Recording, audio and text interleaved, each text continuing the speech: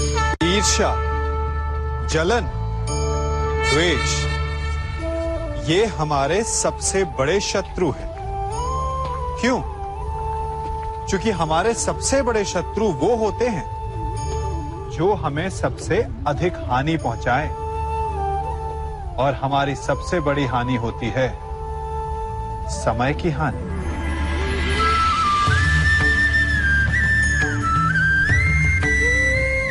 सबके पास जीवित रहने का एक सीमित समय होता है। कोई भी सदा अमर नहीं रहता। जलन और द्वेष के कारण हम जो समय अपने विकास और प्रगति में लगा सकते थे, वो समय हम उसके विषय में सोचने में लगा देते हैं जिससे हमें ईर्ष्या है। जलन की अग्नि शत्रु से अधिक स्वयं को जलाती है, तो अपने जीवन को धुआं बना देना क्या उचित है? किसी की प्रगति को देखकर अपने मन में ईर्ष्या और जलन लाने से उचित क्या ये नहीं होगा कि हमारे कारण किसी के होठों पर मुस्कुराहट आए? एक बार अपने मन से जलन को निकाल के तो देखिए, अपने आप को बहुत ऊंचा पाएंगे और समझ में आएगा कि इस ईर्ष्या के कारण हमने क्या क्या खो दिया है।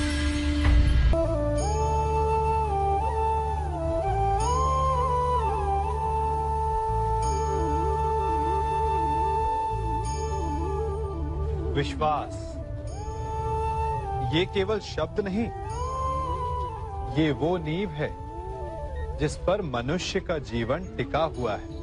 किंतु आज या तो हम किसी पर अविश्वास करते हैं या फिर किसी पर अंधविश्वास।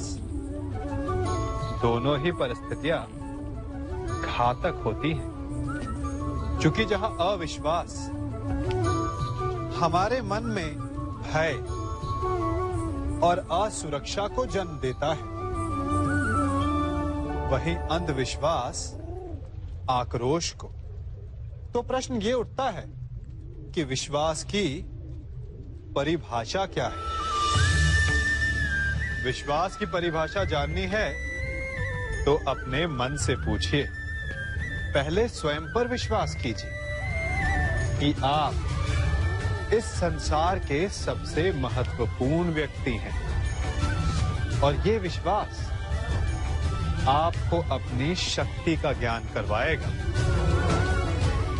और शक्ति अपने उत्तरदायित्व का,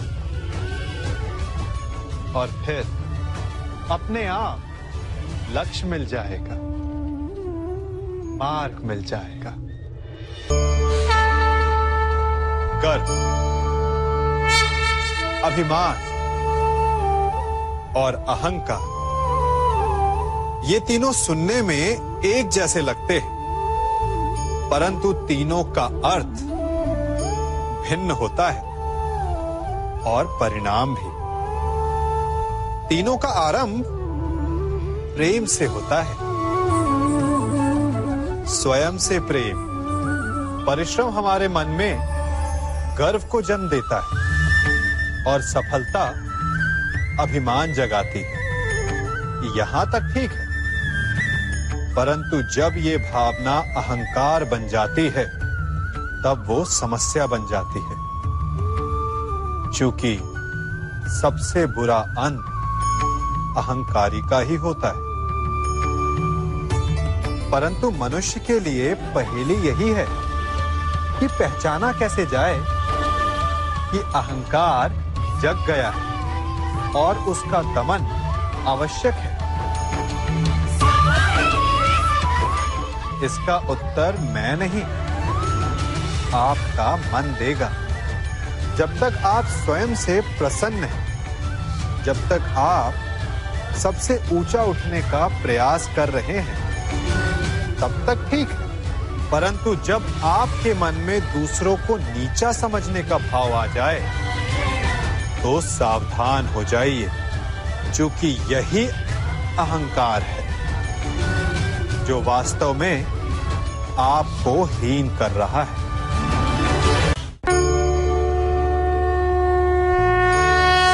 मनुष्य का मन स्वभाव से ही चंचल होता है। अब बालकों को देखो, माता पिता कहेंगे कि नदी के पास मत जाना, वन में मत खेलना, तो अवश्य वो वही करेंगे जिसके लिए उन्हें मना किया गया हो। बंधन को तोड़ने का जो रोमांच है वो मनुष्य के मन को सदा ललचाता है, परंतु बंधन और मर्यादा में बड़ा अंतर है।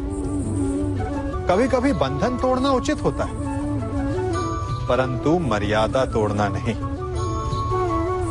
चाहे वो प्रेम की हो, शत्रुता की हो या फिर अतिथि की हो। फिर ये प्रश्न उठता है कि मर्यादा है क्या?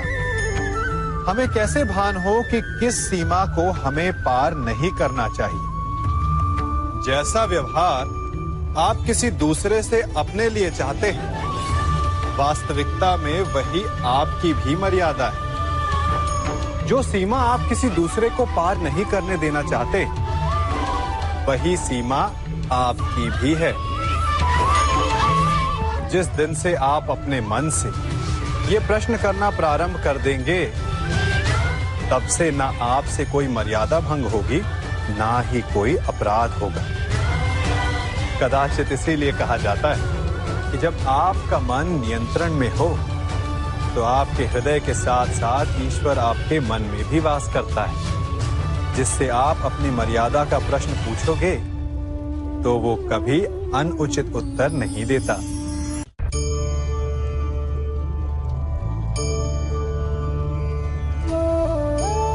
मनुष्य एक जीव होते हुए भी शेष जीवों से भिन्न है।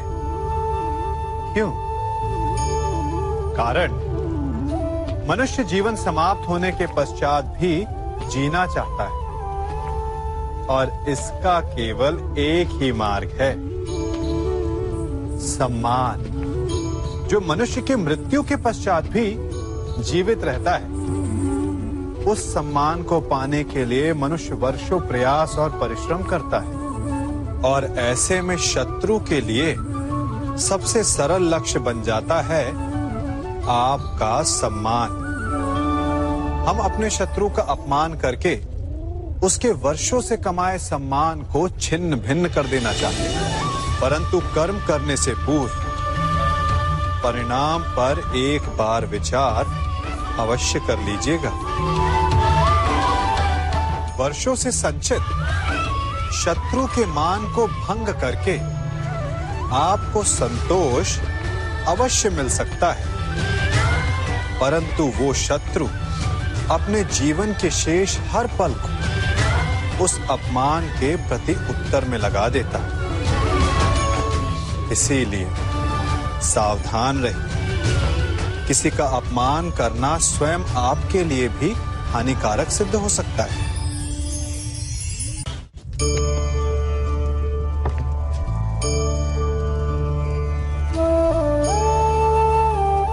क्या कर रहा हूं मैं? इस अग्नि को शांत करने का प्रयत्न कर रहा हूं मैं, परंतु एक अग्नि दूसरी अग्नि को कभी शांत नहीं कर सकती। वो उसे और अधिक प्रज्वलित ही करती है। अपमान से जन्म लेने वाली अग्नि का प्रतिकार प्रतिशोध नहीं हो सकता, क्योंकि प्रतिशोध की अग्नि अपमान की अग्नि से अधिक प्रचंड होती है। तो उसका त्राण क्या है? उत्तर चाहिए? मैं दिखाता हूं।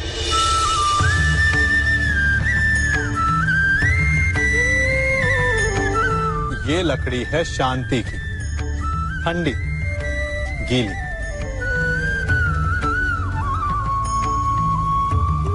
अपमान की अग्नि से त्राण पाने का मार्ग प्रतिशोध नहीं,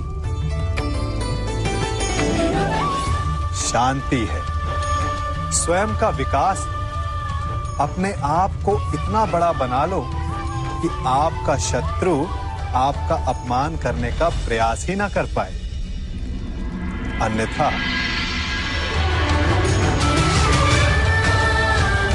यदि आप प्रतिशोध चाहते हैं, शत्रु भस्म चाहते हैं, तो स्वयं को भी जलना होगा।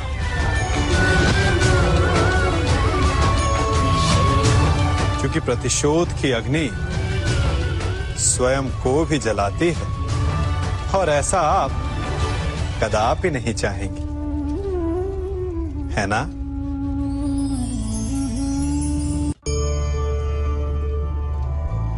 मनुष्य बिना मित्र और मित्रता के सुखपूर्वक नहीं रह सकता। बालक हो या वृद्ध, गृहस्थ हो या गृह त्यागी सन्यासी, कवि हो या योद्धा, बिना मित्रों के किसी का जीवन नहीं चल सकता। यदि यह संबंध इतना आवश्यक और शक्तिशाली है, तो उसके उत्तरदायित्व भी आवश्यक हो जाते हैं। परंतु प्रश्न ये उठता है कि मित्र कौन होता है? आप कहेंगे कि मित्र वो होता है जो सदा हमारा साथ दे, हमारे सुख में आनंद मनाए, हमारे दुख में हमारा सहारा बने, हमारे विरोधियों का शत्रु हो जाए वो, यही ना? परंतु क्या वास्तविकता में मित्र की पहचान यही होती है? मित्र के लिए आवश्यक है कि आवश्यकता पड़ने पर वो आपका विरोध करे। यदि आप सच्चे मित्र हैं, यदि आपका मित्र मूर्खतावश, जानबूझकर या किसी कुचक्र में फंसकर कोई अनुचित कार्य करने जा रहा है, तो आपका कर्तव्य बनता है कि सबसे पहले आप उसे वो कार्य करने से रोकें, उसका विरोध करें। क्योंकि यदि मित्र ने कुछ अनुचित किया, तो आप भी स्वयं को अपयश का भागीदार बनने से नहीं रोक पाएंगे।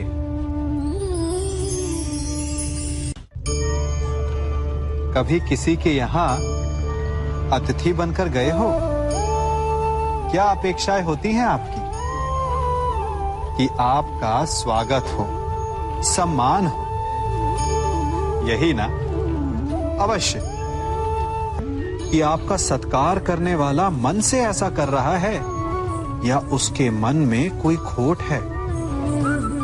कहीं वो धूर्त तो नहीं?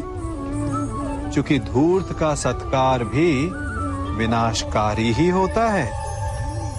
फिर से एक प्रश्न उठता है कि धूर्त को पहचाने कैसे?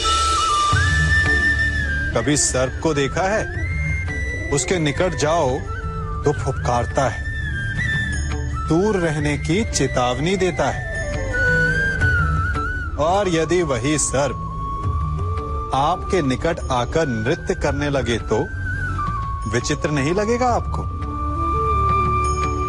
लगेगा ना?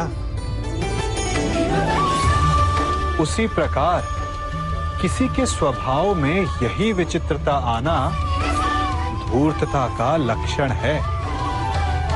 धूर्तता से आपको ठगने वालों का भी सबसे बड़ा लक्षण यही होता है कि वो आपसे अपने स्वभाव के विपरीत व्यवहार करते हैं। जो आपसे अधिक मीठी बातें करे और अत्यधिक विनय दिखाए, तो उससे सावधान हो जाइए, क्योंकि मित्र दिखावा नहीं करते, और अत्यधिक प्रेम का दिखावा करने वाले मित्र नहीं होते। अति विनयम धूर्तस्य लक्षणम।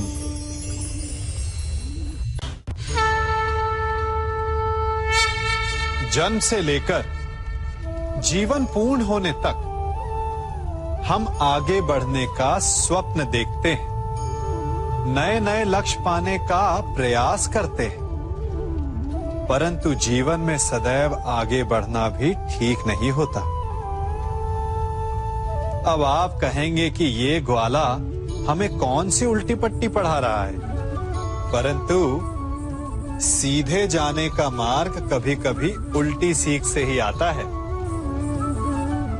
कभी कभी आगे बढ़ने से अधिक आवश्यक हो जाता है रुक जाना, स्वयं पर विराम लगाना। अच्छा स्वास्थ्य पाने के लिए भोजन करने से अधिक महत्वपूर्ण होता है कि आप कब भोजन करना रोक देते हैं। अच्छा संबंध बने उसके लिए आवश्यक होता है कि आप कब अधिक हस्तक्षेप करना रोक देते हैं। और नाश से बचने के लिए आवश्यक है कि कब आप अपने पग को रोक लेते हैं। तो आगे बढ़ने के विज्ञान में कब रुकना है, ये ज्ञान बहुत ही आवश्यक है, क्योंकि कभी कभी विनाश की गर्द हमसे केवल एक पग आगे होती है और उससे हमें बचा सकते हैं हमारे रुके हुए पग। चाह मनुष्य के जन्म लेते ही उसके मन में जन्म ले लेती है। चाह जीवित रहने की, फिर प्रेम की, फिर आनंद की, फिर सफलता की। परंतु सबकी चाह पूर्ण नहीं होती। हर एक के पास अपनी चाह ना पूरी कर पाने के सैकड़ों कारण होते हैं। अपना लक्ष्य ना पूर्ण कर पाने के सहस्त्र बहाने होते हैं और हम ये जान ही नहीं पाते कि कब हमारी असफलता के कारण हमारे ना प्रयास करने के बहाने बन गए। हम जो चाहते हैं उसे ना पा सकने का कारण ये कभी नहीं होता कि अवरोध बड़ा था। कारण ये होता है कि हमारा प्रयास छोटा था। कभी कुएं से पानी निकाला है तो अवश्य देखा होगा कि कोमल रेशों से बनी हुई रस्सी भी कठोर पाषाण पर अपने निशान छोड़ जाती है और हर बढ़ता निशान उस पाषाण को और दुर्बल बना देता है। उसी प्रकार हमारा हर प्रयास हमें हमारे लक्ष्य के और पास ला सकता है। तो असफलता का कारण बाधा नहीं, प्रयासों की कमी। प्रयास कीजिए, फिर देखिए आप जो लक्ष्य चाहेंगे वो मिल जाएगा। मनुष्य का मन बहुत ही चंचल होता है, इसीलिए कभी कभी कुछ नया कार्य प्रारंभ करने से पूर्व हमारा मन संशय से घिर जाता है और ऐसे समय में हम प्रयास करने से पीछे हट जाते हैं। और इन सब का कारण है स्वयं पर अविश्वास, दृढ़ निश्चय की कमी। हम जिन्हें ऊंची दृष्टि से देखते हैं, जिन्हें अपना आदर्श मानते हैं, उनके जीवन में गहराई से देखिएगा, केवल एक ही अंतर पाएंगे, निश्चय का अंतर। ये निश्चय ही है जो हमारी प्रतिभा को धार देता है, हमारे प्रयासों को शक्ति देता है। ये निश्चय का अंतर ही तो है कि एक मनुष्य सागर की गहराई में जाकर मोती ले आता है और दूसरा हार मानकर किनारे पर बैठ जाता है। तो हार तब नहीं होती जब आपका प्रतिद्वंदी आपसे जीत जाए। हार तब होती है जब आप ना लड़ने का निश्चय कर लेते हैं। इसीलिए यदि मार्ग बंद हो जाए तो उसे खोलने का प्रयास करो, और यदि मार्ग ना खुला तो भी अपने प्रयासों से नया मार्ग बना लोगे। हमारे जीवन का मूल आधार है करुणा। करुणा क्या है? करुणा दया नहीं, करुणा वो भाव है जिससे हम दूसरे की समस्या को समझते हैं।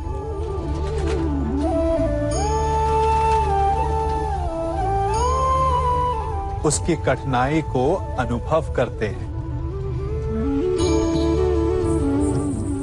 इस संसार में सारे संघर्षों का मूल है एक दूसरे की परिस्थिति को ना समझना, और इस समस्या का हल है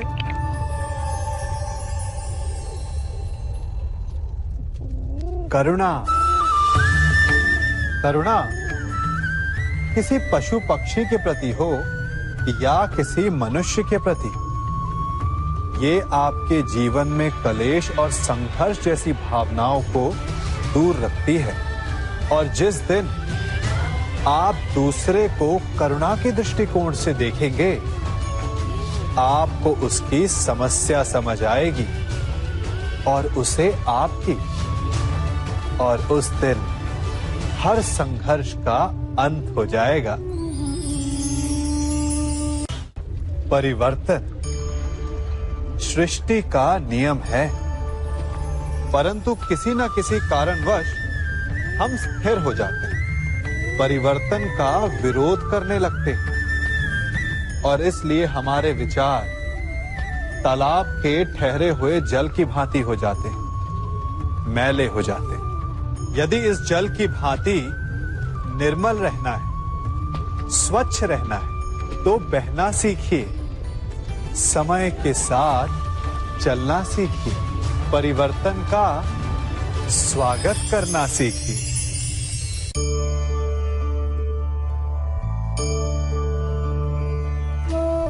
पता है इस हरी मेहंदी में लाल रंग कैसे आ जाता है?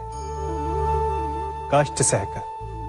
लाल चटकता रंग चाहिए तो इन मेहंदी के पत्तों को पीसना पड़ता है, बार बार प्रहार करने होते हैं, उसके पश्चात इसे पानी में मिश्रित करना होता है, तब जाकर ये ललनाओं का श्रृंगार बनती है। स्वर्ण के साथ भी यही है, जितना तपता है उतना शुद्ध होता है। और नग तो आप सभी को भाते हैं ना। हीरा भी पहले कोयला होता है, धरा के भीतर का ताप सहकर, उसका दबाव सहकर इसके भीतर ये चमक आती है। आप समझ रहे हैं ना मैं क्या कह रहा हूं? जितना आप कठिनाइयों से जूझेंगे, आपका व्यक्तित्व उतना ही निखरेगा। कठिनाइयों की भट्टी में जितना तपेंगे, आपका चरित्र उतना ही निखरेगा। तो अगली बार जब आपके समक्ष कोई समस्या आए तो घबराइए मत, उससे लड़ जाइए, क्योंकि हर समस्या हमें कुछ नया सिखा कर जाती है।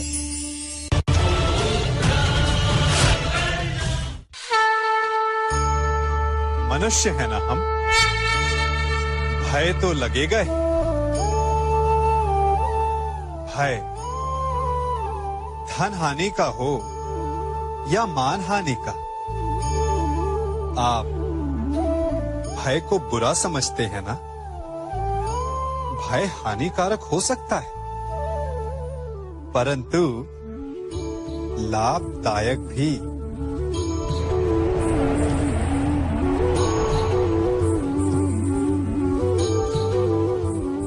सोचिए, किसी अनुचित कार्य के परिणाम का भय क्या आपको वो कार्य करने से रोक नहीं लेता?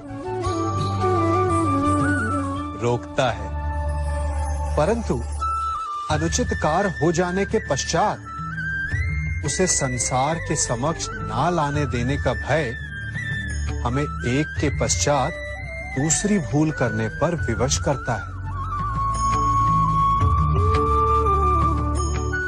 प्रयास करके हम अपना सम्मान बचा अवश्य लेते, परंतु भविष्य में इसके परिणाम भयंकर सिद्ध हो सकते हैं। इसीलिए कोई भी कार्य करने से पूर्व उसके परिणाम को जानना जितना आवश्यक होता है, उतना ही आवश्यक होता है कोई भूल हो जाने के पश्चात उसे तुरंत स्वीकार कर लेना।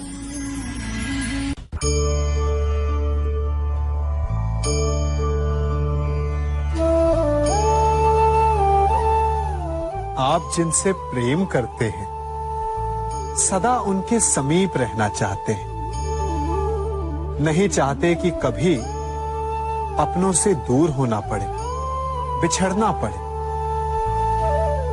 परंतु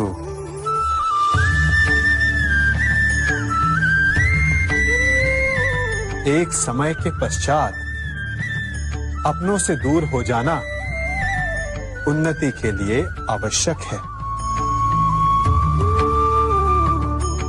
आप माता पिता हैं ना? यदि आप अपनी संतान के जीवन के हर पग पर उनका मार्गदर्शन करते रहेंगे, तो आपकी संतान स्वयं मार्ग चुनना कैसे सीखेगी? मार्ग के कांटों से स्वयं को बचाना कैसे सीखेगी?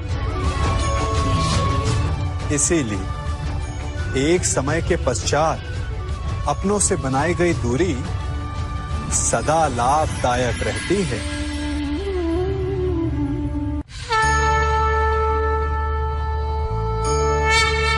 सूर्य उदय से ठीक पूर्व रात्रि तनिक अधिक गहरी और गाढ़ी हो जाती है। इसी प्रकार एक नए प्रारंभ से पूर्व मन पर, सोच पर, विचारों पर अंधकार छा जाता है। मानव मन जो ठहरा, दुविधा आ ही जाती है। क्या आगे जो होगा वो शुभ होगा? क्या जीवन में जो हम पीछे छोड़ आए हैं वो कहीं भूल तो नहीं? ऐसे में क्या करना चाहिए? केवल एक उपाय, आगे बढ़ें।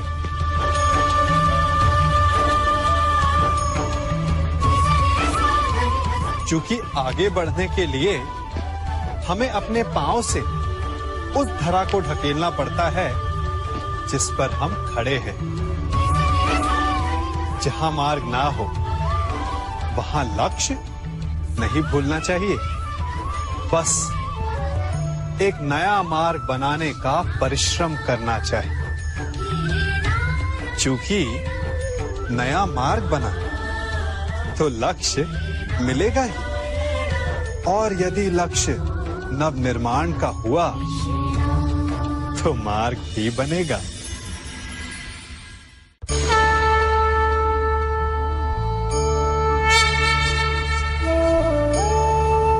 शांति किसे नहीं चाहिए? मानव युद्ध भी शांति के लिए ही करता है, और संधि भी।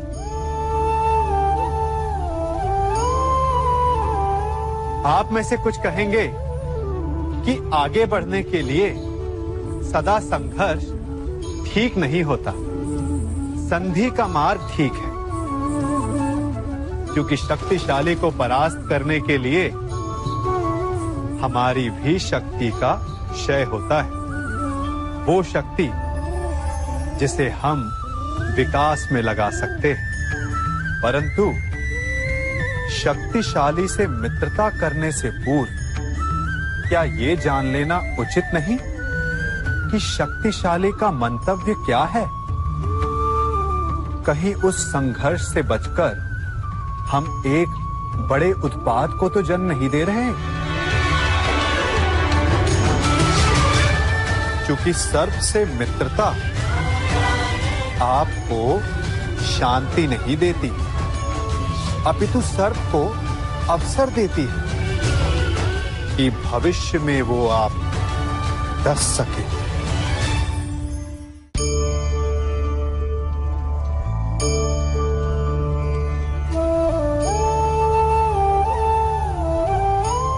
गणित भी कैसा महान विषय है ना। ऋण और ऋण मिल जाए तो धन बन जाते हैं। परंतु अंक गणित और जीवन के गणित में बड़ा अंतर है। बुरे से बुरा मिल जाए तो कभी अच्छा सिद्ध नहीं हो सकता। यदि दो बुरे संधि कर तो वो अधिक भयंकर सिद्ध होते हैं। ऐसे में उनकी मित्रता का, उनकी संधि का विच्छेद आवश्यक है, चाहे वो किसी भी भांति हो।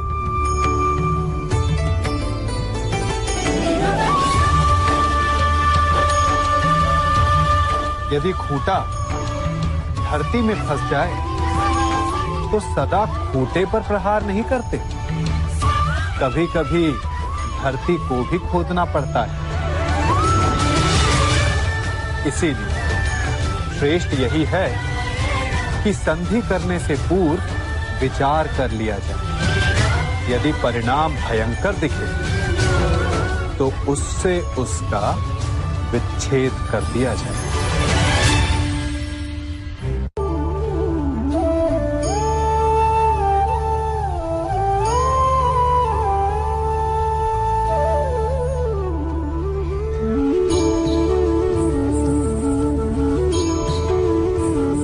कर्म हमारे जीवन का एक अभिन्न भाग है। कर्म सभी करते हैं, परंतु क्या कर्म करने से पूर्व एक बार विचार करते हैं? क्या सोचते हैं कि प्रत्येक क्रिया की प्रतिक्रिया अवश्य होगी और वो किसी और कर्म, किसी और फल को जन्म देगी?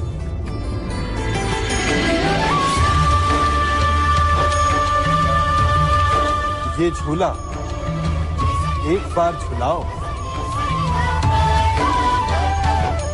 तो लौटकर अवश्य आएगा। उसी प्रकार हमारे कर्म और उसके फल लौटकर आते हैं।